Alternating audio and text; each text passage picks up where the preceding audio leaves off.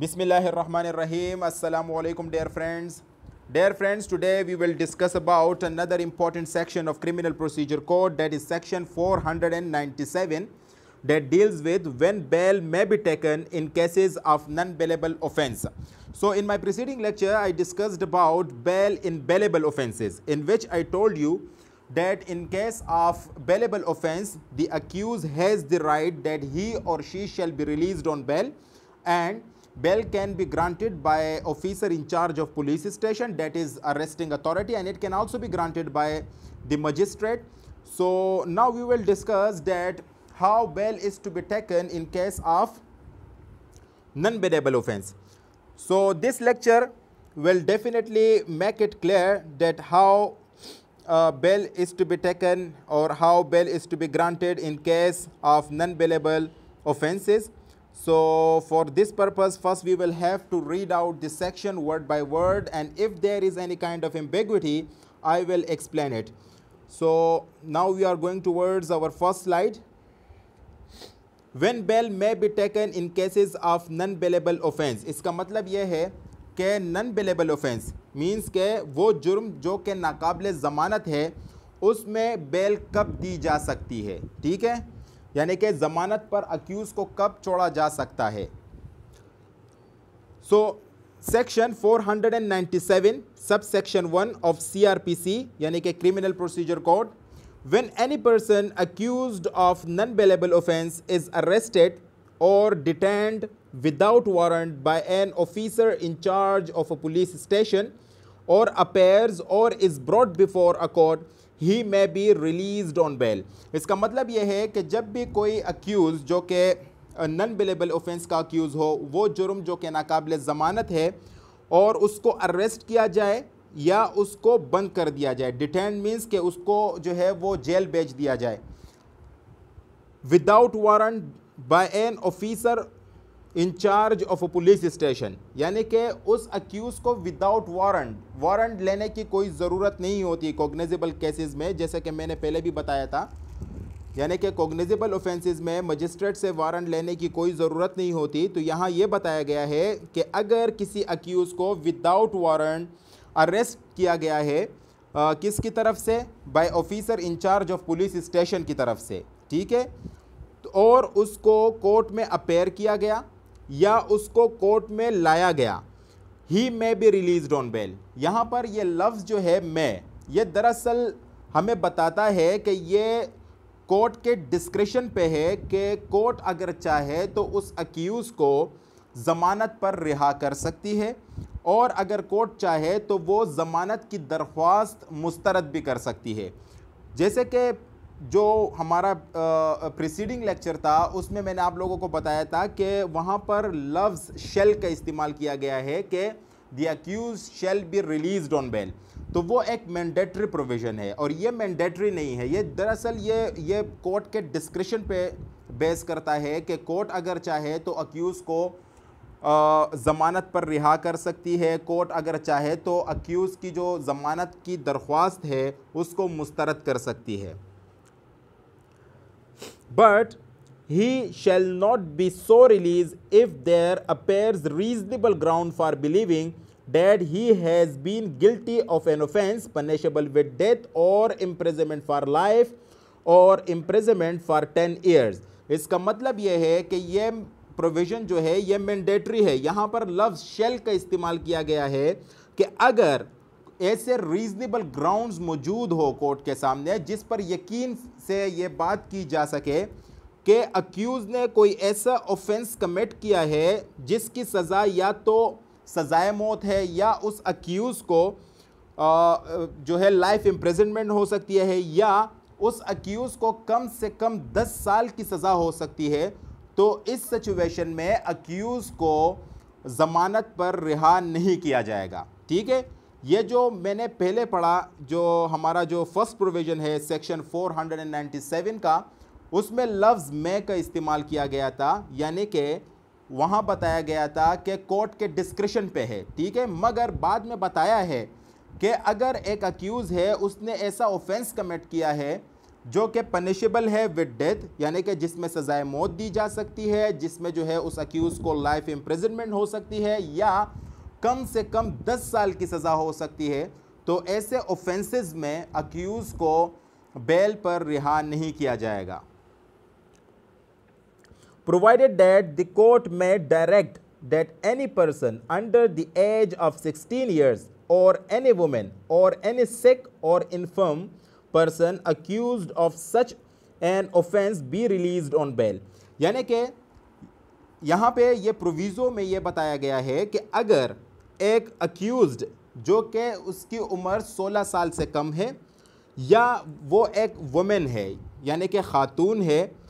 या वो जो है बीमार है या वो उम्र के लिहाज से काफ़ी ज़्यादा कमज़ोर हो चुका है,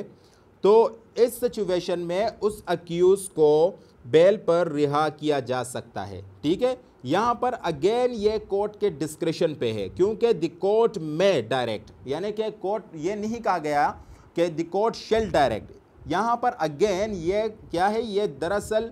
कोर्ट के डिस्क्रिशन पे है कि अगर एक मुलजिम जो है वो 16 साल से उसकी कम उम्र है या वो एक ख़ातून है या वो बीमार है और या वो उम्र के लिहाज से कमज़ोर है,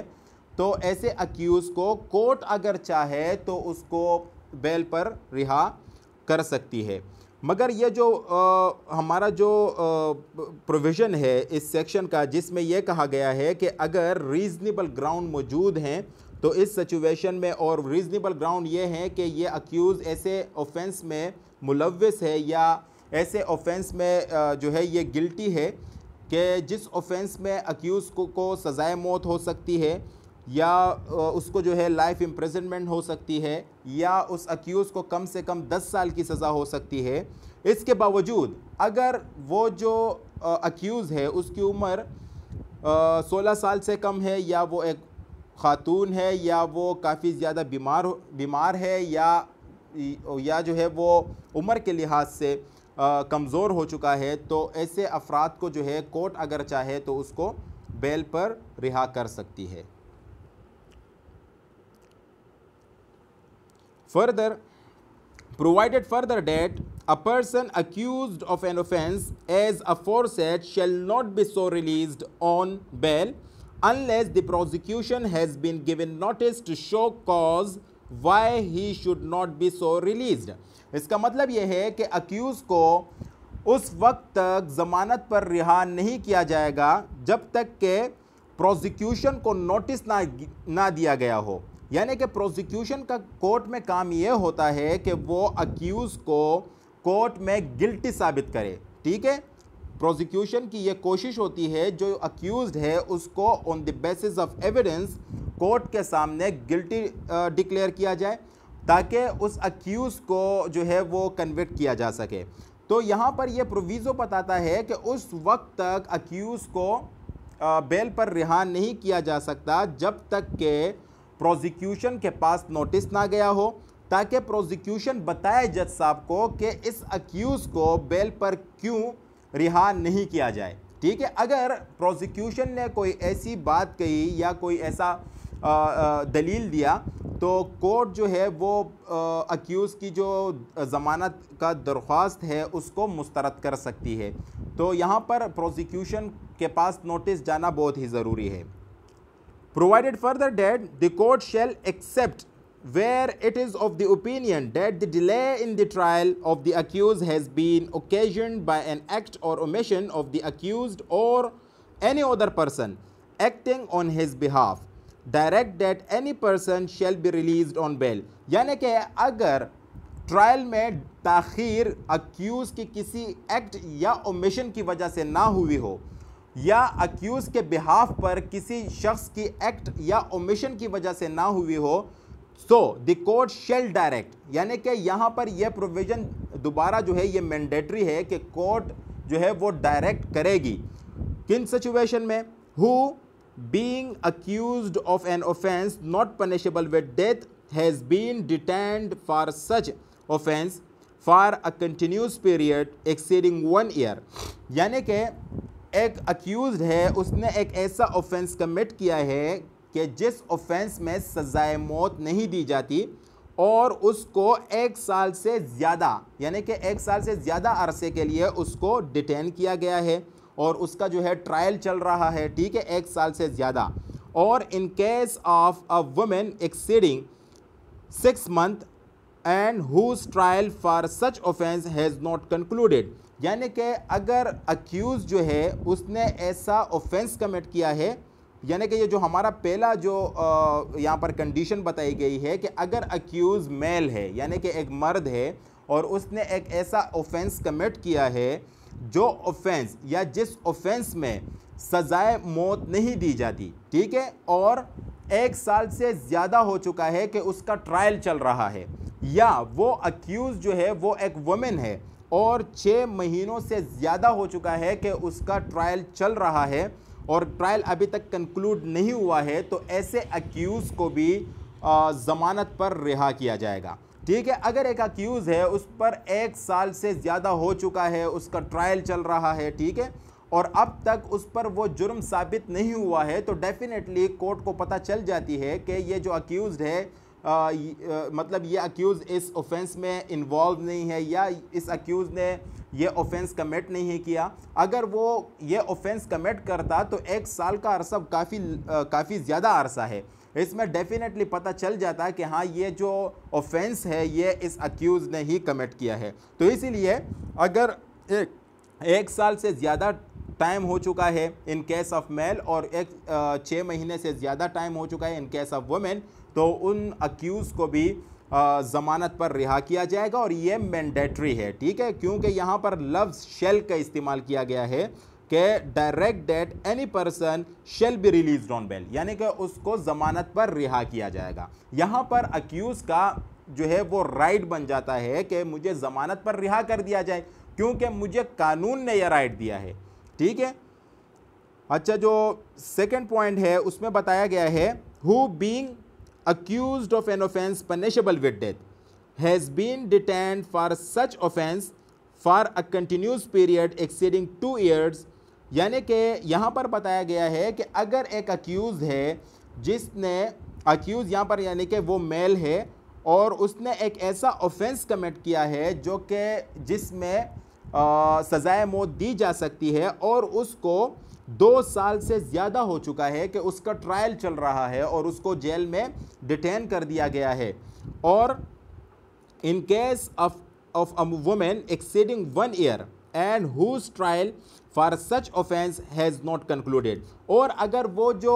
अक्यूज्ड है, ठीक है, वो मुलजिमा है, यानी कि एक वुमेन है और उसका तकरीबन 1 साल से ज़्यादा वक्त हो चुका है और अब तक उनका जो ट्रायल है वो कंक्लूड नहीं हुआ, तो इस केस में भी अक्यूज्ड को बेल पर रिहा किया जाएगा, ठीक है। जो पहला पॉइंट था उसमें यह कहा गया था कि अगर ऑफेंस जो है वो पनिशेबल विद डेथ नहीं है, ठीक है, और यहाँ पर बताया गया है कि अगर ऑफेंस पनिशेबल विद डेथ है तो यहाँ पर सिर्फ ये जो टाइम पीरियड है, आप लोगों को टाइम पीरियड याद रखना होगा कि in case the offence is not punishable with death, so at that time the time period is 1 year और एक्सीडिंग, ठीक है, यानी कि 1 साल से ज़्यादा का टाइम, और in case of women 6 month से ज़्यादा का टाइम। और जहाँ पर हमारे पास जो एक ऐसा ऑफेंस है जिसमें सज़ाए मौत दी जा सकती है, तो वहाँ पर जो हमारा मेल है यानी कि जो मुलजिम है उसके लिए जो पीरियड है वो 2 साल का अरसा है, और जो वुमेन है उसके लिए जो पीरियड है वो 1 साल का अरसा है, यानी कि 1 साल से उस मुलजिमा को ज़्यादा डिटेन किया गया है या 1 साल से ज़्यादा जो है उसका ट्रायल चल रहा है, तो ऐसे सिचुएशन में भी अक्यूज़ को बेल पर रिहा किया जाएगा। Provided further that provisions of the foregoing proviso shall not apply to a previously convicted offender for an offense punishable with death or imprisonment for life, or to a person who, in the opinion of the court,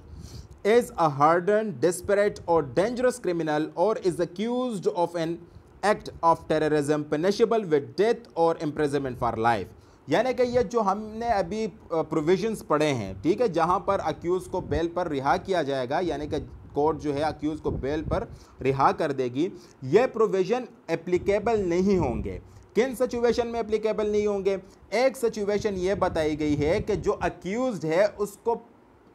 उसको previously convict किया गया है एक ऐसे offence में जो कि punishable with death है, जिसमें सजाए मौत दी जा सकती है, जिसमें अक्यूज को लाइफ इम्प्रिजनमेंट दी जा सकती है, और जिसमें या to a person who in the opinion, या एक ऐसा शख्स कोर्ट की नज़र में अगर वो मुल्जिम एक ऐसा मुल्जिम है जो कि काफ़ी ज़्यादा डेस्परेट है या डेंजरस क्रिमिनल है, तो उस क्रिमिनल के लिए भी ये जो प्रोविज़न है ये एप्लीकेबल नहीं होंगे। तो सिंपली बात यह है कि अगर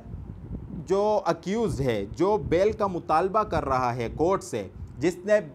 ज़मानत के लिए दरख्वास्त दी है, तो ऐसा अक्यूज़्ड अगर उसको प्रीवियसली किसी ऐसे ऑफेंस में कन्विक्ट किया गया है जिसमें सजाए मौत दी जा सकती हो, जिसमें अक्यूज़ को जो है लाइफ इम्प्रिजनमेंट दी गई हो, ठीक है, तो अगर वो अक्यूज़ प्रीवियसली कन्विक्ट है तो उस अक्यूज़ को बेल पर रिहा नहीं किया जाएगा, या वो काफ़ी ज़्यादा डेंजरस क्रिमिनल है, या वो काफ़ी ज़्यादा जो है डिस्परेट है, तो ऐसे शख्स को भी बेल पर रिहा नहीं किया जाएगा, या उसने कोई ऐसा एक्ट कमिट किया है जो कि टेररिज्म को फ़रोग़ देती हो, ठीक है, और वो जो एक्ट है वो पनिशेबल है विद डेथ और इम्प्रिजनमेंट फॉर लाइफ, यानी कि जो एक ऐसा ऑफेंस उसने कमिट किया हो जो कि दहशतगर्दी के ज़ुमरे में आता हो, और उस ऑफेंस की जो सज़ा है वो सज़ाए मौत है, और जो है या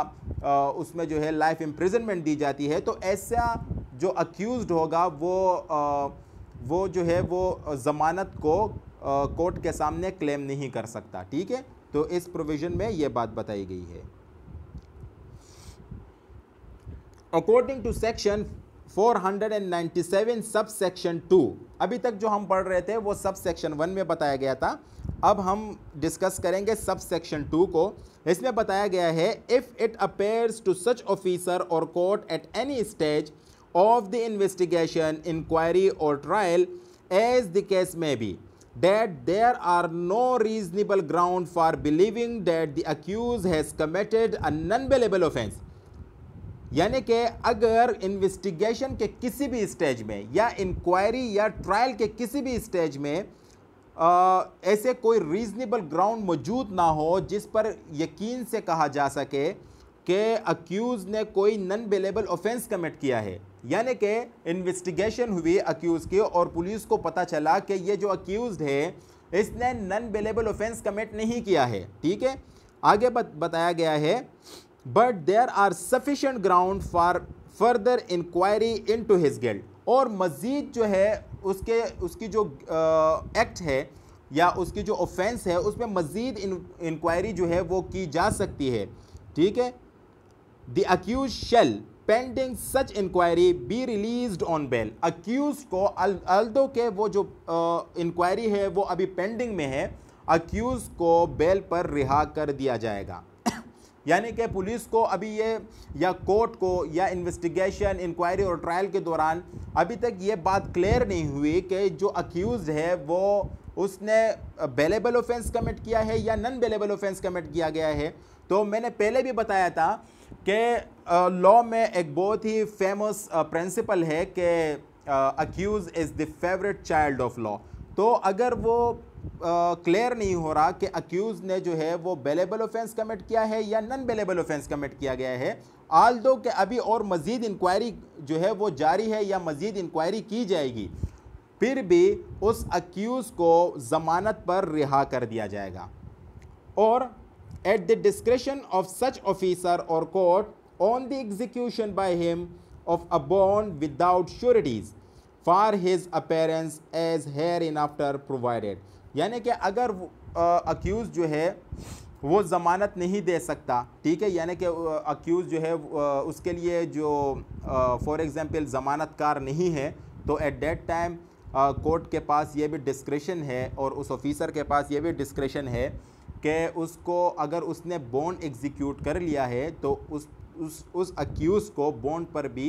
रिहा किया जा सकता है, ठीक है। अगर सब सेक्शन 3 में बताया गया है,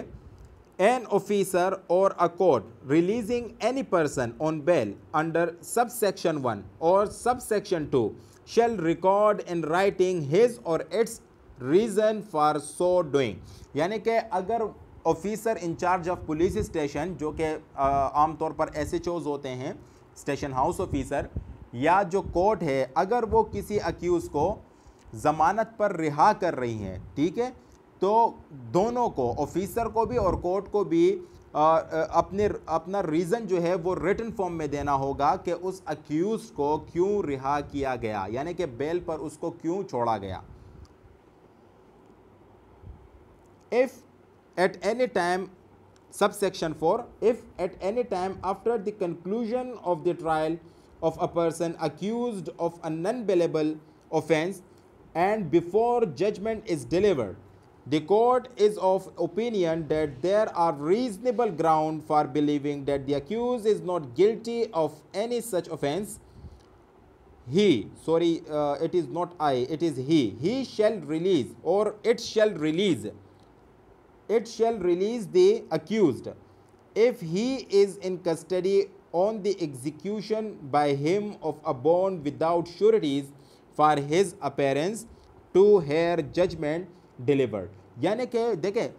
सबसे पहले जो है जब ट्रायल चल रहे हों तो सबसे पहले ट्रायल कंक्लूड हो जाते हैं और जो जज होता है उसको पता चल जाता है कि मुझे इस अक्यूज़ को रिलीज़ करना है या मुझे इस अक्यूज़ को कन्विक्ट करना है, ठीक है. तो यहाँ पर अगर जज साहब को ये बात क्लियर हो कि मैं जजमेंट जब डिलीवर करूँगा तो मैं जजमेंट के थ्रू इस अक्यूज़ को जिसको नॉन बेलेबल ऑफेंस में मुल्ज़िम ठहराया गया, इस अक्यूज़ को मैं एक्विट करने वाला हूँ, यानी कि मैं उसको रिलीज़ करने वाला हूँ. तो वो जो जज साहब है वो उस अक्यूज़ को बिफोर जजमेंट, यानी कि जजमेंट डिलीवर करने से पहले जैसे ही ट्रायल कंक्लूड हो जाए तो जज साहब जो है वो उस अक्यूज़ को ज़मानत पर रिहा कर सकता है, ठीक है. मगर यहाँ पर जो है अगर वो जो अक्यूज़ है वो सिर्फ़ और सिर्फ बॉन्ड एग्जीक्यूट कर ले, ठीक है, यानी कि सिर्फ इस बात की तस्दीक हो सके कि ये जो अक्यूज़ड है ये फ़ैसला सुनने के लिए आएगा, तो वो जो अक्यूज़ड है उसको बेल पर रिहा कर दिया जाएगा. क्योंकि ऑलरेडी जज साहब को पता है कि मुझे आने वाले तारीख़ में इस अक्यूज़ को जो है इस अक्यूज़ को बरी करना है, यानी कि इस अक्यूज़ को रिलीज़ करना है, तो लिहाजा उससे पहले जो है वो उस अक्यूज़ को ज़मानत पर रिहा कर देता है. तो यहाँ से पता चल जाता है कि ये जो डिसीजन आने वाली है वो डेफिनेटली इस अक्यूज़ के फेवर में आने वाली है, इसलिए इस अक्यूज़ को बरी कर दिया गया है या इस अक्यूज़ को जो है छोड़ दिया गया है ज़मानत पर. अगर वो जो जजमेंट है वो उस अक्यूज़ के ख़िलाफ़ आने वाली है तो डेफिनेटली जज साहब जो है वो उसको फिर ज़मानत पर नहीं छोड़ेंगे ना, क्योंकि उसको तो वैसे भी आने वाले तारीख़ में कन्विक्ट करना है, तो लिहाजा फिर उस ऐसे अक्यूज़ को ज़मानत पर नहीं छोड़ा जाता. सब सेक्शन 5 में बताया गया है, अ हाई कोर्ट और court of session and in the case of a person release by itself any other court may cause any person who has been released under this section to be arrested or may commit him to custody. यानी कि high court के पास भी power है, supreme court के पास भी power है, और इसी तरीके से हमारे पास जो सेशन कोर्ट है जिन्होंने एक अक्यूज़ को अगर ज़मानत पर छोड़ दिया है तो उस कोर्ट के पास भी ये पावर है कि वो उस अक्यूज़ या उस शख्स को जिसको ज़मानत पर रिहा किया गया है उसको दोबारा पकड़वा सकती है, ठीक है. तो आज का जो हमारा लेक्चर था वो इसी के मुताल्लिक था. बहुत ही इम्पोर्टेंट सेक्शन है. फिर भी अगर कोई ऐसा आप लोगों को कोई ऐसा डाउट है इस सेक्शन को लेके तो आप लोग कमेंट में पूछ सकते हैं. इंशाल्लाह मैं आप लोगों को रिप्लाई दूंगा और आप लोगों की जो एम्बिग्विटी होगी उसको इंशाल्लाह क्लियर किया जाएगा. तो अब तक के लिए मुझे इजाज़त दीजिएगा. अल्लाह हाफ़िज़ एंड टेक केयर.